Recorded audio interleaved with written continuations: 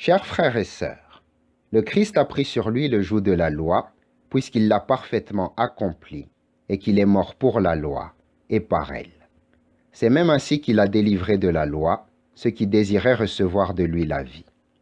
Cependant, ils ne pourront la recevoir que s'ils offrent leur propre vie. En effet, ceux qui par le baptême ont été unis au Christ, c'est à sa mort qu'ils ont été unis. Ils se plongent dans sa vie pour devenir membres de son corps, afin, comme tel, de souffrir avec lui, mais aussi afin de ressusciter avec lui à la vie éternelle, à la vie divine. Pour nous, cette vie n'atteindra sa plénitude qu'au jour de la gloire. Nous y participons cependant dès maintenant, dans la chair, dans la mesure où nous croyons. Car il s'agit de croire que le Christ est mort pour nous, afin de nous donner la vie. Cette foi nous permet de devenir un avec lui, comme les membres avec la tête, et elle nous ouvre à l'effusion de sa vie. Ainsi, la foi au crucifié, la foi vive, celle qui s'accompagne du don aimant de soi, cette foi est pour nous l'accès à la vie et le début de la gloire future.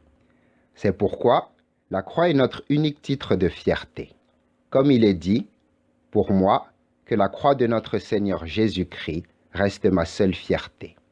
Par elle, le monde est crucifié pour moi, et moi pour le monde. » Celui qui a opté pour le Christ est mort au monde, et le monde est mort pour lui. Il porte dans son corps les marques de souffrance du Seigneur. Il est faible et méprisé devant les hommes, mais précisément en cela, il est fort, car la puissance de Dieu donne toute sa mesure dans la faiblesse. Sachant cela, le disciple de Jésus n'accepte pas seulement la croix qui lui est imposée, mais il se crucifie lui-même. Ceux qui sont au Christ Jésus ont crucifié en eux la chair, avec ses passions et ses convoitises. Ils ont soutenu un dur combat contre leur nature, afin que meure en eux la vie du péché, et qu'advienne un espace pour la vie de l'esprit. Seule importe cette dernière. La croix n'est pas un but en soi.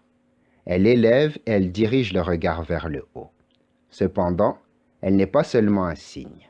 Elle est l'arme puissante du Christ, le bâton du berger, avec lequel le David divin part affronter le Goliath infernal, et avec lequel aussi le Christ frappe fortement à la porte du ciel et la pousse. Alors se répandent les flots de la lumière divine qui enveloppent tous ceux qui marchent à la suite du crucifié. Amen.